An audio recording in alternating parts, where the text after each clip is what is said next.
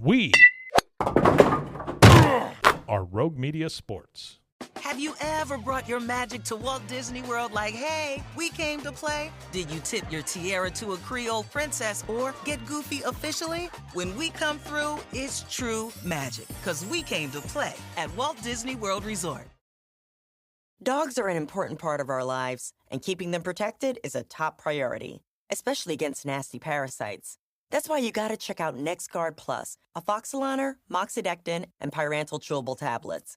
NexGard Plus chews provide one-and-done monthly protection that kills fleas and ticks, prevents heartworm disease. Plus, it treats and controls roundworms and hookworms. That's a whole lot of protection packed into a delicious beef-flavored, soft chew designed to make monthly dosing easy and enjoyable. So the next time you're at the vet, ask about NexGard Plus chews. They're the one-and-done monthly parasite protection you want for your dog. Use with caution in dogs with a history of seizures or neurologic disorders. Dogs should be tested for existing heartworm infection prior to starting a preventive. It is the Doomsday Podcast. Ed Werder, Matt Mosley from high above AT&T Stadium. We're taping this, another late night. Cowboys only play in prime time. They only play on Thursdays. And Cowboys win this thing 41-35.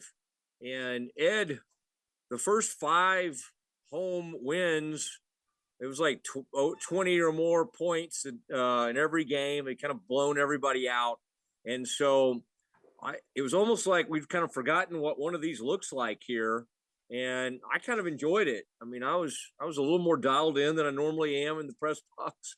I kind of moved around just to kind of stay engaged, but this was fun. And I think ultimately this probably could, play into the Cowboys' hands, although, boy, they yielded a lot of yards tonight, but this did feel much different than everything else we've seen here at AT&T Stadium in Arlington, Texas. Yeah, for the first time this season when playing at home, the Cowboys didn't lead from start to finish against an inferior opponent.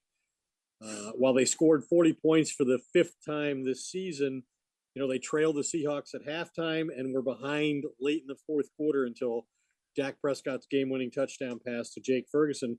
But a team that had won its first 5 home games by an average of 29 points a game and never once trailed, the Cowboys won this one by just 6 points. And I thought it was interesting afterward, Mike McCarthy and Dak Prescott both spoke about how this was a different experience and one that they think will benefit them going forward. That McCarthy, told the players in the locker room after the game, that's December football right there. That's what's going to happen, in these next few games where they're playing some, high caliber playoff type opponents, starting with the division leading Eagles in their NFL best 10-1 record a week from Sunday night here. But this was a game that required, had some white knuckle moments, certainly had some adversity that the Cowboys had to overcome. Easily could have lost the game. Their defense certainly played poorly enough to do that. They, Deron Bland, I guess we'll talk about him in some kind of detail about the kind of performance he gave up a ton of yards. Yeah. But, I think, Dak Prescott said that he wants his teammates to enjoy this sort of mini bye, the weekend off. He's going to be watching that Eagles 49ers game with the expectation that when they report in on Monday, it's all about the Eagles. And as he said, this is when the real football begins. All right. I don't believe in the mini bye. That's why. You believe in the mini bar? Absolutely. But I wish we had a mini bar here. Sunday night, kind of do here in this suite, I've discovered. But Sunday night, I'm going to break in here and do another podcast. All right. And I know you're going to be out of town, so maybe doing it alone. But no, this is a good night for the Cowboys. 41-35. They were down 28-20. They showed some mettle. I like M-E-T-T-L-E. I like that. And we're going to continue down this path. We got a lot to talk about. We got sponsors to talk about. And Stephen, if you would go ahead and play the music, sir.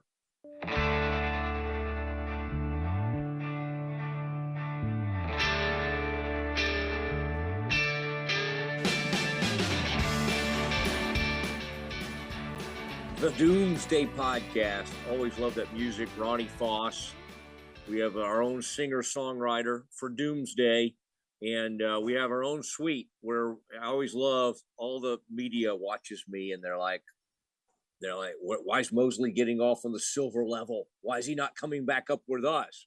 Well, because we have a suite where we do these things. And December football, that's interesting because this was the last day of November, as far as I'm concerned.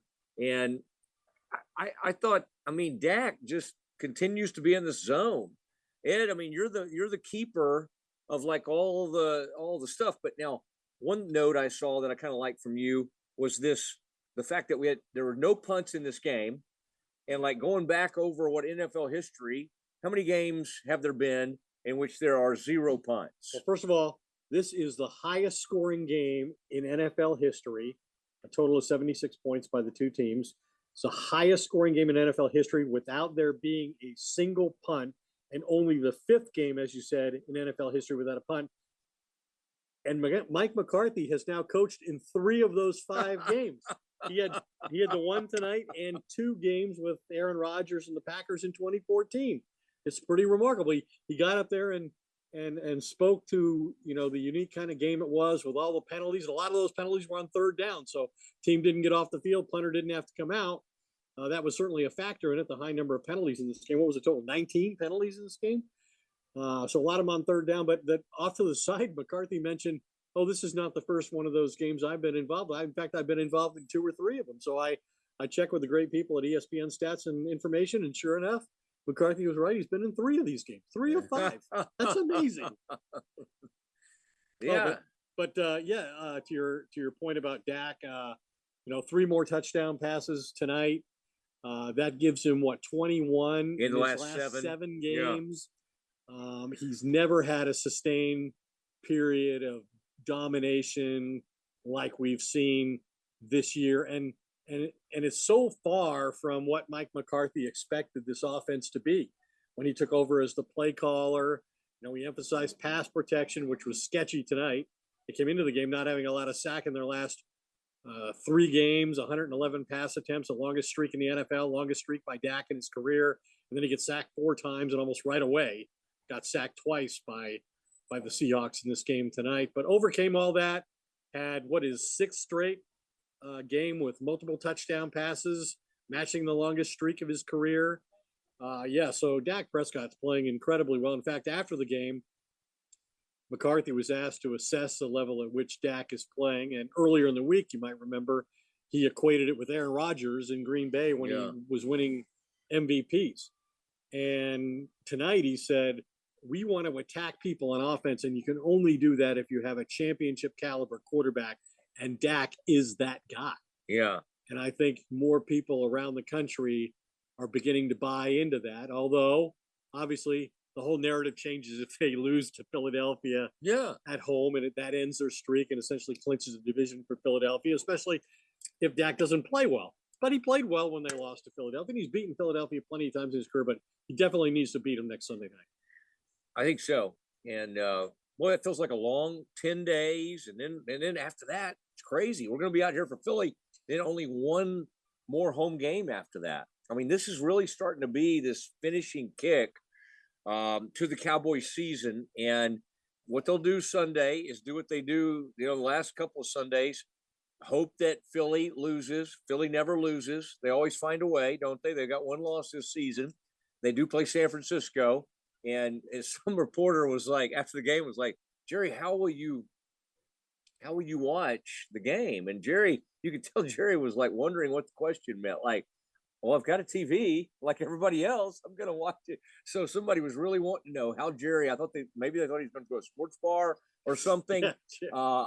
Like a Buffalo Wild Wings. I think so. That'd be a good scene. Yeah. And you could take Dion and Shador with them. They were here today. Did you say hi to Dion at all? Of course not. I was upstairs in the press box by the time he appeared on the field. Coincidental, I'm sure. Yeah. The last time you saw him, he kind of had a little interaction with you. He asked me if I believed. And my question now is, do you? Yeah. Well, yeah. And earlier today, I think SI, we believe SI it was, now. Yeah. What is that different SI than SI? now is not what SI used to be, the gold standard. Yeah. This week they were accused of fabricating, using AI to create writers. They were not given birth to by any human beings. They were AI generated writers that they came up with pictures and bios for, and then they go out and embarrass themselves by making Deion Sanders the Sportsman of the Year in a year where he won 4 games and lost 8 of his last 9. They're not even bowl eligible. Yeah, It's been a rough year of candidates. Who else could have possibly been more deserving? I kind of like the AI stories. Yeah, I thought they did a pretty good job. But that story, I think, was written by somebody we know. So that was the Deion story was real. But Deion was here, Shador, another member of the Deion family, and they were sitting up, I think, in Jerry's box, from what I can tell, having a big time. And Ed, you'll be up there soon, not too far away from the Sanders family. Okay, so maybe it's good for them. I think maybe a close game at home could bode well. That's the way they were spinning it. And that's the way even some of the writers I'm seeing after this game are spinning it. You could also say it doesn't bode very well because they gave up a ton of yards. I think they had the ball for like 24 minutes and they had over 500 yards. A total play, offense. It was like almost 8 yards of play. Yeah. And then 5 touchdown passes. They'd only given up 6 all year. And then huge, like on pass interference penalties and all that kind of stuff. I mean, there was a ton of stuff going on. And that is concerning that Seattle felt like they could come out and they seemed to pick on Deron Bland. Isn't that interesting? A guy who is the pick 6 king and has 5 this year. They just went at him time and time again. And at one point, November defensive player of the month. And some people think he could be like the NFL defensive MVP. And yet, man, they picked on him. And at one point I looked up, Ed, it was like, this was fairly early in the game, maybe in the third quarter or something. And he had given up 157 yards on 6 targets and 5 catches. And I think and then some of it didn't even count. He could have had even more yards, but it was like pass interference penalty that put him down there on the 1 yard line in Jigba. That guy's a good player, by the way. He's a local lad, first round draft from Rockwall. Pete Carroll made a point of saying he wanted more involved in this game. I mean, I think we forget to put. Let's talk about Bland first, and then the defense in general. But yeah, to your point about Bland, I mean, this was really the game that made the Cowboys regret the loss of Trayvon Diggs, I thought. Deron Bland allowed 2 first-half touchdown passes to DK Metcalf. When the game started, Deron Bland had 5 touchdown catches, and DK Metcalf had 3. By halftime, they were tied. And by the end of the game, Metcalf had beaten him by a count of 6-5 in terms of touchdowns over the course of the year. So it was that bad a performance. And the Seahawks definitely targeted him.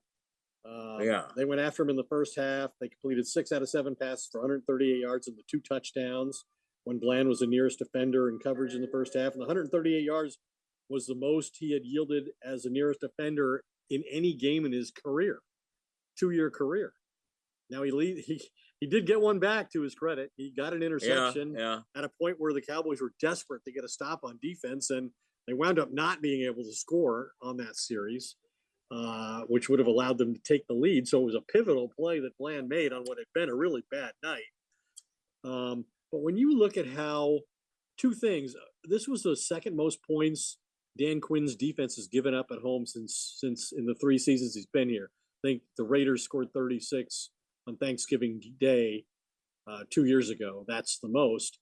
They just, until late in the game, couldn't get off the field and were giving up one big play after another to an offense that really had not performed well. They only had 3 touchdowns in their last 4 games total.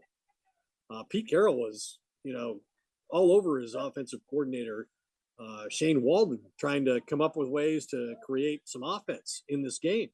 And for them to think that they could block well enough and get the ball out of Geno Smith's hands quickly enough to negate the pass rush and exploit the secondary, I would not have bet that would happen, but that seems to have been where the Cowboys were exposed in this game. Yeah, I thought the Ravens played better because of those jerseys. Those look kind of cool, like the throwback jerseys they had. The Seahawks, you mean? What did I say? The Ravens. Oh, I had Ravens on the mind because the Ravens are the team they only scored like 3 points against. Right. Yeah, the Seahawks. Oh, yeah, those are great throwback. I mean, those look so cool. Back in the 70s, the Dave Craig, Steve Largent era, Mhm. Cortez Kennedy. That's what they used to wear when they were in the AFC West. Yeah. Cortez was a little later, wasn't he? But yeah, I I mean, mean, that defensive was player of the year on like a 2 he and was 14 team. unbelievable. He was unbelievable. Okay, and by the way, I do want to say our title sponsor, presenting sponsor, Marable Homes, Marable Homes, and in fact, right now there's a tour of homes going on in the Dallas area over in Lake Highlands, and they're on it. I mean, it's like their actual home.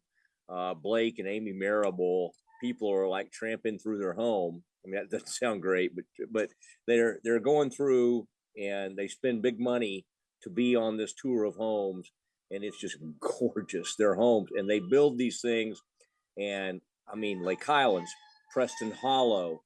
I'm sure they would come out to your neighborhood in Flower Mound, Highland Park, Cedar Creek Lake. Just a big time, and it's just approachable luxury homes, and they blend into neighborhoods despite being just gorgeous. But I kind of like how they put them in, and it's not so ostentatious that it just kind of buries everything else around it. It's just very, very classy, traditional. I just love it. I love it. And so Marable Homes, and Ed, I think if you decide, I mean, given the fact that you are a highly paid guy, if you decide to finally do another home in Flower Mound, that would seem odd at your age. Would Blake come out to Flower Mound? Blake would come out, and he can get all the materials, and he knows how to do it, and he would build you just a gorgeous. So just give it some thought. Well, maybe I'll drop in. Maybe we'll go over there on Sunday and watch the game. Over at the Marable's home. Just drop in And watch what time is that? San Francisco. 3:25. Is that a Fox? We'll just do the podcast from their house.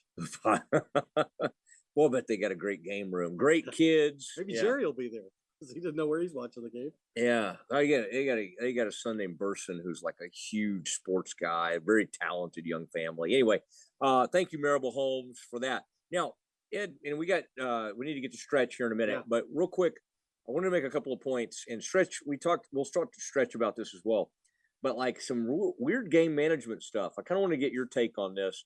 Okay, down at one point, they could have tried to tie it up at 28-28 with 3 minutes to go in third quarter, and they elect to go ahead and take the extra point and make it 28-27. Were you kind of okay with that? Did you I was a little surprised. Okay. Given how Mike McCarthy tends to be aggressive in these situations that are, closely analyzed by the analytics people, and he's got a whole new staff of analytics people. And maybe after that decision, they'll have another whole new staff next year of analytics people, help him make those tough decisions. But yeah, I was a little surprised they didn't try to tie the game in that situation. But I'm not sure it was his most controversial call of the night. Okay. Do you think the most controversial call of the night was going for it on 4th and 2 at their 30 when they could have gone up 30-28, or throwing the ball and leaving a minute 46 for the Seahawks to come down the field? They had no timeouts. They could have had it down at 1 minute and made them drive the field, and instead they gave them the ball back with a minute 46. And by the way, at a minute 20, they were at midfield. I mean, they had and by the way they'd been racing up and down the field, I thought they had a great chance to win that game. Well, yeah, I thought the decision to throw to CeeDee Lamb in that situation and try to deliver the knockout blow by scoring, a touchdown in that situation was a little bit odd. When McCarthy was questioned about it, as he'd already left the podium when some of the writers and decided to question him about his strategy there, he kind of laughed it off and said, "I was trying to win the game. I didn't know you guys were a bunch of conservative guys who were afraid to try to win."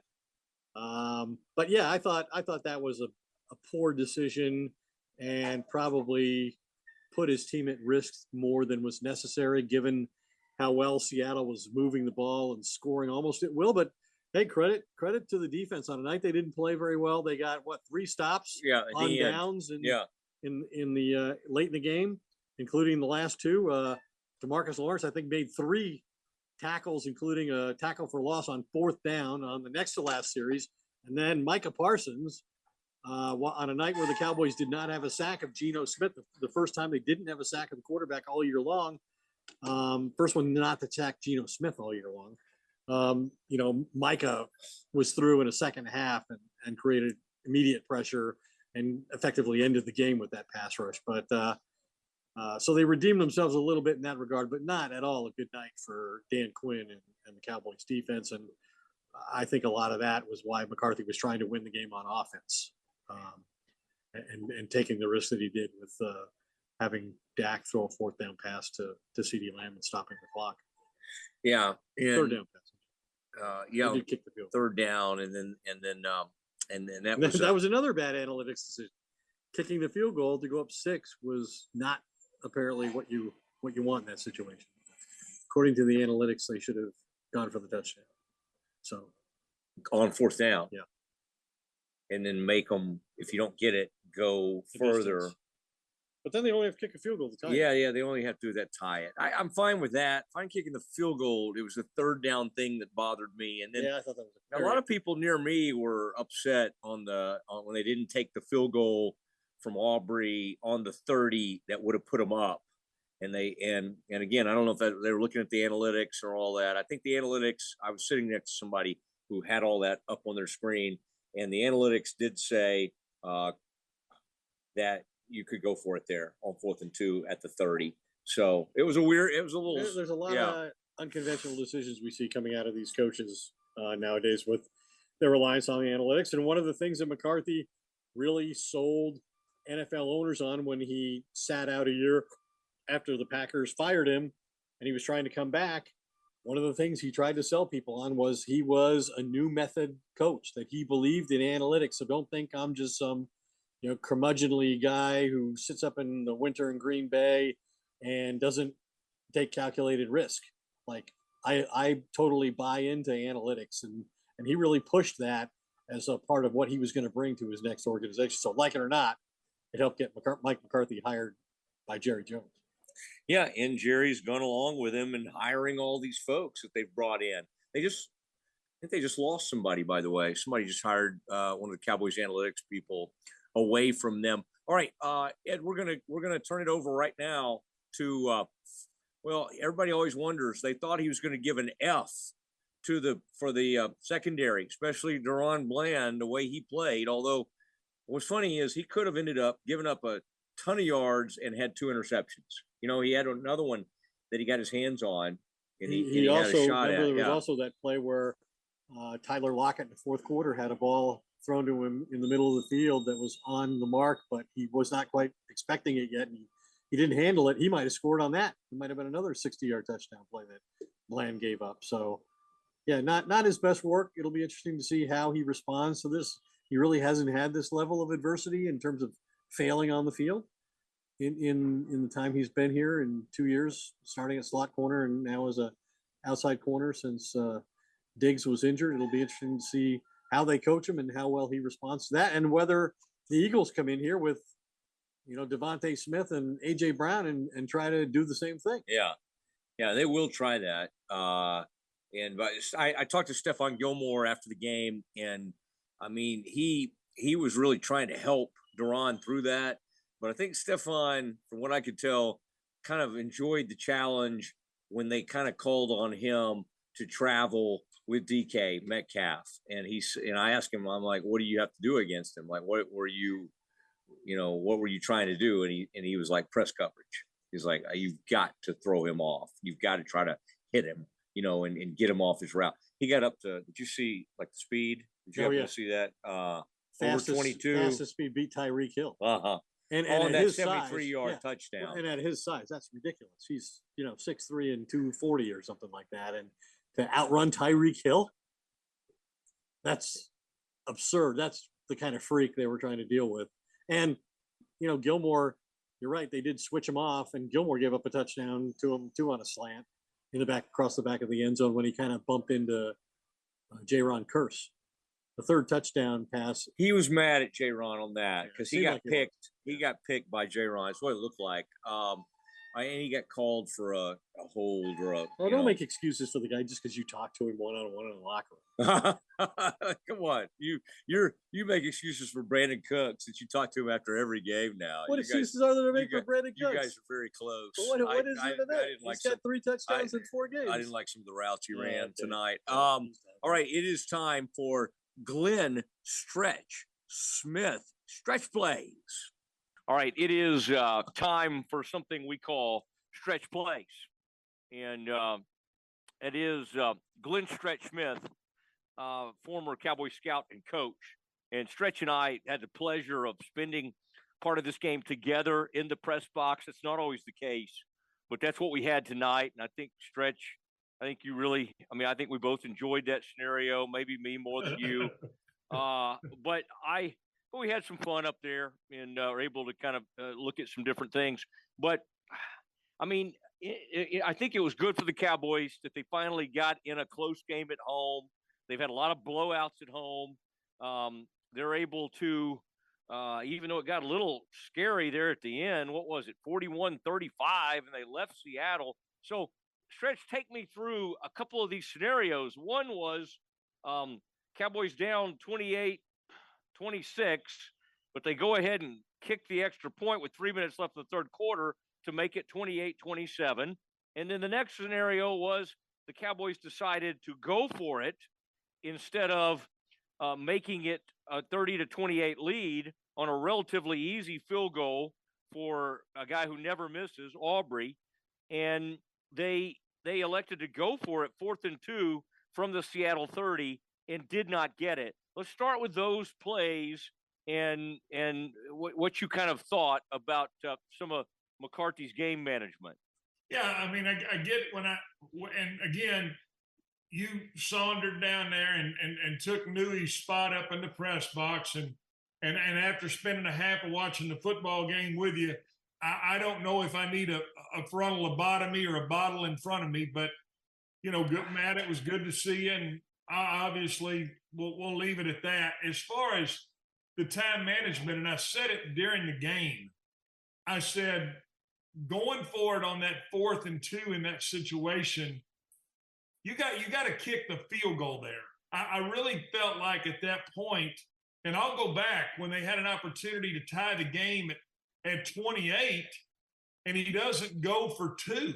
Like that makes no sense to me in that scenario. And so when he came up and went for it on that 4th and 2 instead of kicking the field goal, I'm thinking, I mean, here's a guy who it feels like gambles with an American Express credit card. He's just recklessly gambling. And I get it. I get the aggressive mentality and I understand all that. But then I go to the end of the game and you've got an opportunity there to peel 40 more seconds off of the clock. And they chose not to do that. They chose to throw the ball. Again, a reckless gamble. Now I'm going to take you back to the end of the first half on special teams. Seattle gets flagged for unsportsmanlike conduct, so Dallas kicks the ball from midfield with about a minute and, 40-something seconds left, and he runs up and kicks it through the uprights. For what? To give him the ball right there at the 25? You're kicking the ball from midfield. Pooch the ball to the 3 or 4 yard line and see if you can get them to kind of pull that thing out. And if you do, then you got an opportunity right there, I think, to make some things happen. This was a defense that was struggling. And when I say struggling, at one time, I think Seattle was 9 for 10 or 9 for 11 on third down conversions. Dallas couldn't get off the field in any critical situations. And so I just feel like that it was a reckless gamble throughout the game and recklessly gambling. And to throw the football down there, I mean, I'll make the blackjack analogy. It's like you got a pair of queens, the dealer's showing 16, you got a winning hand, and then you split queens and you get greedy and then you get hit in the teeth. I mean, those are the kind of people that I'd almost like to gamble with. I mean, I'd like to get in a good game of Yahtzee with any of those guys. I'd beat their brains in. They're bad gamblers, and they gamble at the wrong time. Yeah. So it's frustrating to watch that. Well, one of those fade patterns, none of them ever really seem like that great of an idea under the best of circumstances. You're on third down. You got a chance to leave them with a minute and no timeouts, and you spot them an extra 46 seconds. I mean, within 20 seconds, they were at midfield. And then somehow you stop them. Thank goodness for Micah Parsons. They can't get a 3rd and 2, and they can't get a 4th and 2, and you go home with a win. But that was rough. Let's jump over real quick on the defensive side of the ball and Stretch. And I want you to go ahead and come forth with your theory here, because I kind of like it. I like where you're going with this. The Cowboys, what they've had to do in terms of playing Thanksgiving on a short week and then turning around and playing again. Do you think some of that showed up tonight? And, man, the Deron Bland thing, you talk about getting picked on. He got picked on so much they started letting Stephon Gilmore follow DK Metcalf around because he was victimizing Deron Bland. Now, Deron made a great interception. But when you kind of looked at that whole scene, what did it suggest to you? Well, again, think about the Cowboys coming out of that short week and going in from a Sunday to a Thursday game. You have to have some carryover during that time in your game plan. And then when you play on a short week like that, and then you go Thursday to Thursday, at some point in there, you got to give guys rest. You got to take time off. My gut feeling is what I saw was somewhat of a Cowboys game plan that had kind of been carried over for 2 weeks. That was my upstairs view of what I was seeing. Then when you come into a game, Matt, and you've got DK Metcalf, Tyler Lockett, and Jackson Smith and Jigba, all of a sudden you got matchup problems. You've got matchup problems with where are you going to put Lewis? How are you going to match him up? Gilmore usually plays one side, Bland the other. He made an unbelievable, what I felt like was another really bad gamble on the slant ball and give up the 70-something yard touchdown to DK. I don't like that play at all. I mean, sometimes you have to, sometimes you eat the bear and sometimes the bear eats you. And he won on that slant route, and you've got to be able to make that play. And I'm going to say this. He also gambled right there in the third quarter when he got the pick because they kept running that slot out or they kept running that motion, and then that short – it was in the short field, and then he was able to run that speed out, and he was able to sit on that and pick it off. That was the one time that he made the pick, but I felt like they were really going at this Cowboy defense. And I also think that it was a game plan that you've just had to keep, kind of recycling because of short weeks and then playing Thursday to Thursday, where now you got somewhere to point to with a 10-day window to go play Philadelphia. When you look at how the pass rush, it got cranked up a little later in the game. And then I didn't think Bell had a good game. I didn't think Kearse had a very good game. I didn't think Hooker had a good game. I thought there were some lazy feet plays, and I'm saying that's why you got the long pass interference calls. I know that you look for me to give a grade, and I think it's fair to give a grade tonight, and the grade is T. T for a tired-ass football team. A tired-ass defense, because that's what I got through watching tonight was a football team that it took till late in the game to get, one or two critical stops, while the first 3.5 quarters, they were out of position a lot, and they looked tired. Okay, T for tired. I mean, people on Twitter were like, oh, Stretch is going to give them an F. But I feel like T for tired, that may be a new one from Stretch, and the entire defense is given that. Also, Stretch did call out some certain players. I did think Jordan Lewis made a good play late. I got to talk to Stephon Gilmore after the game. Thought he matched up a little bit better with DK and tried to press him.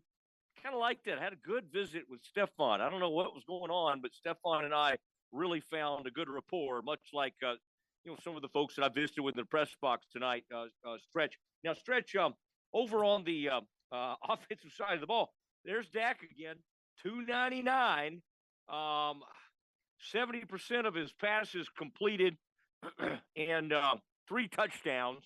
And then he had that one play down there, kind of, he showed the old RPO situation. And then at the backside, there he goes over to the boundary.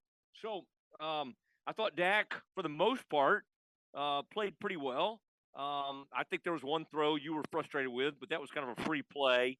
What'd you think of Dak and the wide receivers?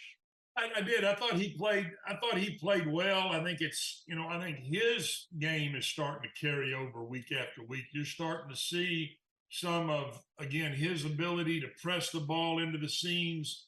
I mean, Seattle was basically staying in a 6-man box and matching up with you from a run game standpoint. I thought the protection was pretty decent tonight. But I think Dak is getting, you can tell week after week after week, to me, he's getting more comfortable with the offense. He's getting more comfortable. You saw him a time or two look his eyes, look the safety out of the middle of the field, then come back to the other side. To me, those are all things that show a quarterback is comfortable in understanding exactly where to go with the football, exactly where to turn the nose of the football, and how to fit it into those zone areas. Receivers-wise, I think the Cowboys have got really good receivers. I'm telling you, every week I see why they allowed Schultz to get out of here from a free agent standpoint because, Ferguson, Shoemaker are really good players. And, I saw something tonight out of Jake Ferguson. I mean, he took that shot down there by the goal line on that, it was a tight end screen. And I mean, he stuck it up in there absolutely like you want to stick it up in there and got the first down. And then he got up and there was a bunch of, face mask to face mask wrapping. He didn't back down a step. And that's what, you like to see, that competitiveness. I mean, he is a really good football player and he really understands the pass game. And to me, those guys are kind of all on the same page with the quarterback, man. I mean, I think you saw some really good things. Now, Turpin dropped a few balls that I wish he would have hung on to. They had Deuce was inactive, so they felt like they were getting the right matchup they were looking for in doing some of those receiver screens and some of that bubble stuff. They just didn't seem to have the success that they wanted to. But overall, offensively, I mean, another winning performance and a good job by the offense. And I think a good job by the offensive line. It's not going to show from a running standpoint, but it is going to show from a protection standpoint. And I like how Dak continues to look and be more comfortable week in and week out in this offense. All right. O-line, they did have a bad, they negated a touchdown with a couple of things they did. Had an illegal man downfield, an ineligible receiver that was called. I believe that was Tyler Smith that was called upon. Way too many penalties. Both these teams combined for something like 20 penalties. 800 yards of total offense tonight. No punts, no punting. I got no problem with that. Like to see the high-flying offense. And C.D. Lamb with finishes tonight, 12 catches, 116 yards, and a touchdown. Stretch, that was fun. That was fun doing that this evening.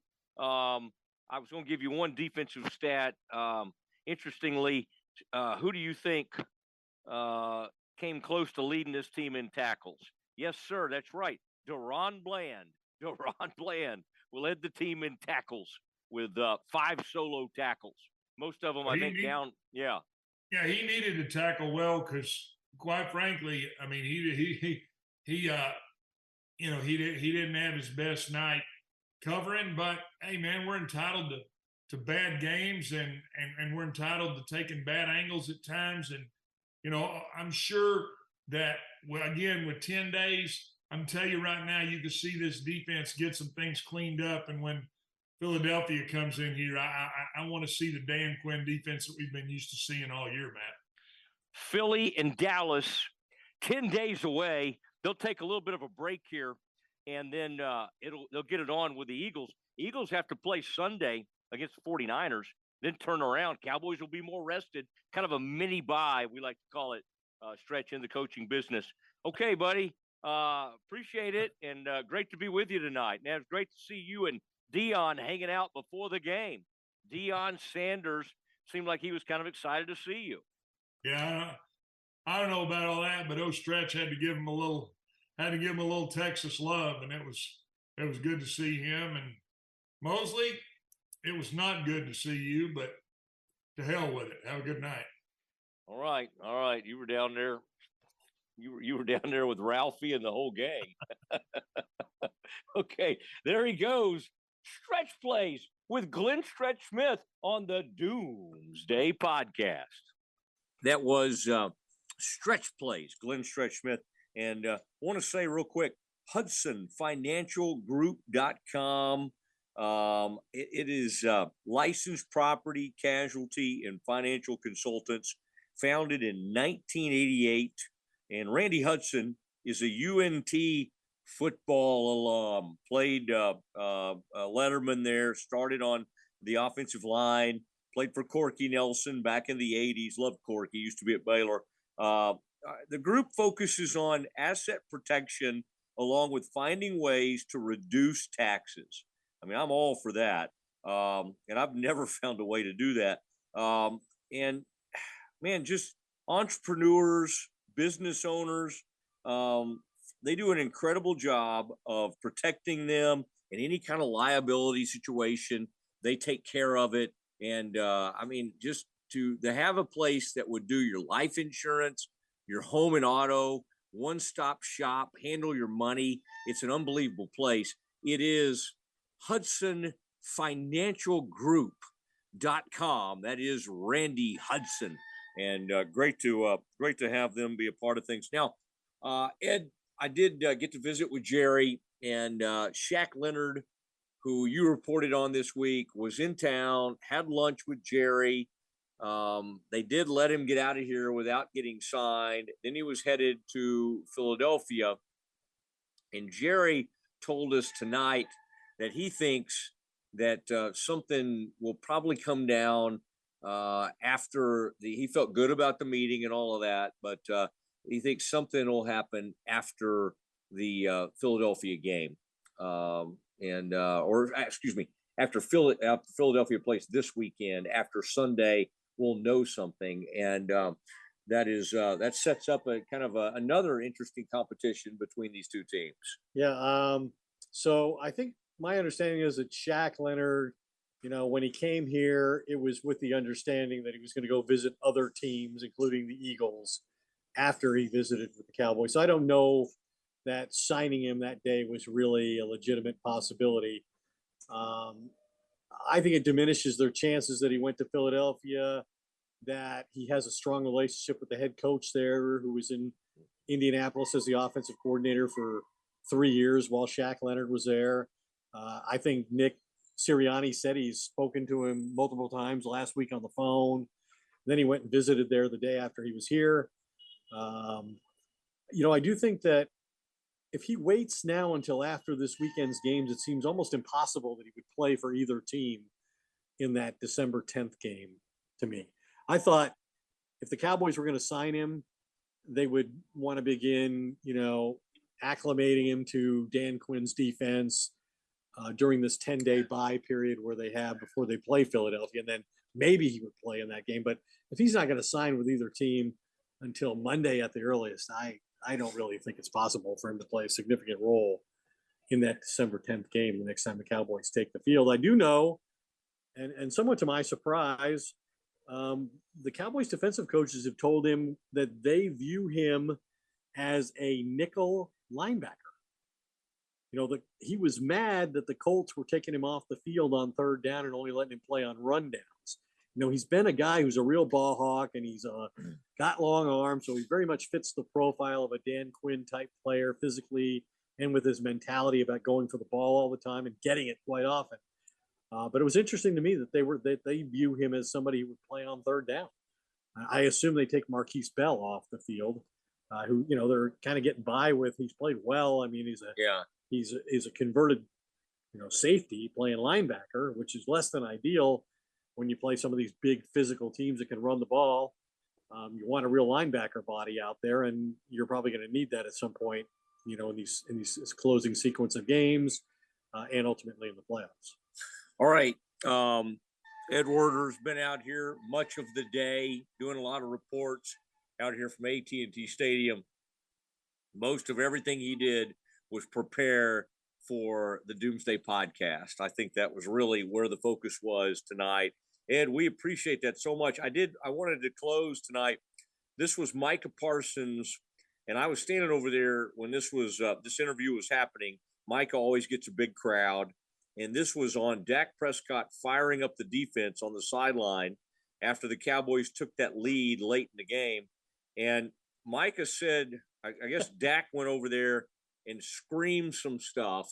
As leaders do in football games. Yeah, but it kind of was like, almost kind of to the point of turn it up. I don't want to use the language he used, but turn that MFR up or whatever, and kind of like he just kind of got everybody fired up. And Micah, I like this.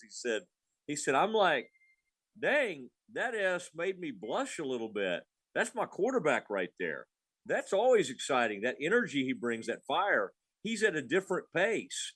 This is the type of quarterback that's going to win us the Super Bowl. So interesting quote there from Micah, who said that Mike is not like a prude. He's obviously willing to cuss a little bit, but he said that I thought that was kind of funny. He said that Dak's words made him blush a little bit. Yeah, Dak will embarrass you. Now, I've noticed that, when I go out to the Star during the week and so forth and cover the team for TV, it's usually on the day that Dak speaks to the media, usually Thursday. And it really has become apparent to me in the last month or so that Dak has begun to routinely use in our presence, even on camera, various profanities. He does it now regularly, almost like deliberately. He drops them in. Yeah. I guess it's the way football players talk, and maybe, and probably, so do you and I, despite your Baptist upbringing. I rarely, you don't hear me say much, but I would say I did this all started.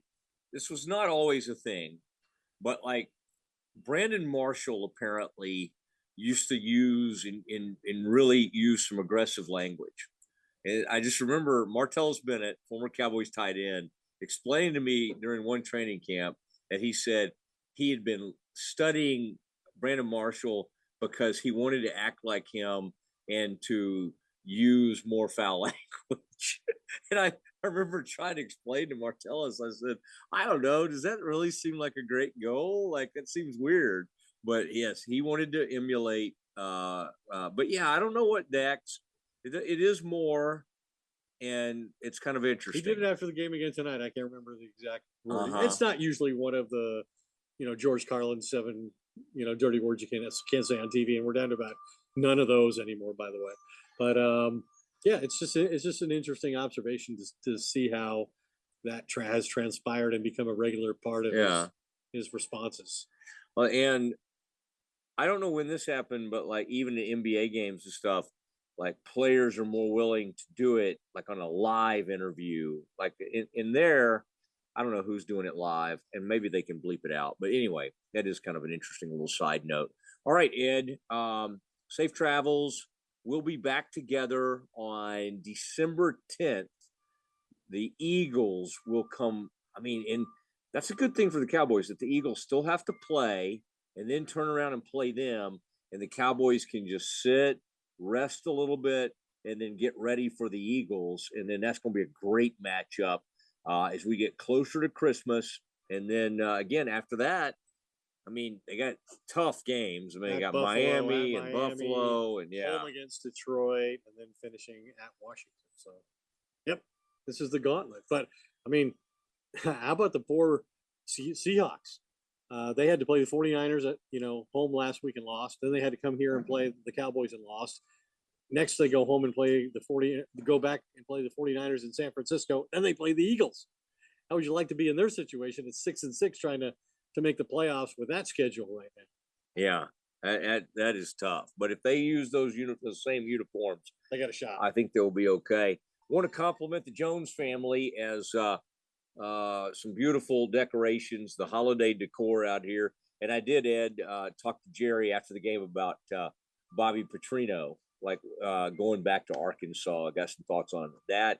And as you might guess, Jerry explained to me that he was a big second chance guy. So he was, I don't know, he got almost a little bit emotional, but he was very happy to see Bobby Petrino back at Arkansas. Aren't we all? I don't know. It's very strange to see it. It still seems like sort of an elaborate joke, but I actually think this is happening. Ed, thank you, buddy. Good to see you. Appreciate it. Great to see you. Great to share this time with you. Happy holidays to everybody. Hope you had a great Thanksgiving, and we will be back with you on the 10th. This is the Doomsday Podcast. Thank you to Steven Simcox doing yeoman's work. He had production and was calling games all over the state, but great to have him with us. And everybody have a great one, and appreciate all our sponsors. We will talk to you soon. Good night from AT&T Stadium. Dogs are an important part of our lives, and keeping them protected is a top priority, especially against nasty parasites. That's why you gotta check out NexGard Plus, afoxolaner, moxidectin, and pyrantel chewable tablets. NexGard Plus chews provide one-and-done monthly protection that kills fleas and ticks, prevents heartworm disease. Plus, it treats and controls roundworms and hookworms. That's a whole lot of protection packed into a delicious beef-flavored, soft chew designed to make monthly dosing easy and enjoyable. So the next time you're at the vet, ask about NexGard Plus chews. They're the one-and-done monthly parasite protection you want for your dog. Use with caution in dogs with a history of seizures or neurologic disorders. Dogs should be tested for existing heartworm infection prior to starting a preventive. Justin and so good. Thousands of spring deals at your Nordstrom Rack store. Save big today on new arrivals from Kate Spade New York, Nike, Sam Edelman, Free People, and Madewell, starting at only $30. Great brands and great prices on dresses, denim, sandals, designer bags, and more. So rack your look and get first dibs on spring styles you want now from just $30 at your Nordstrom Rack store. What will you find?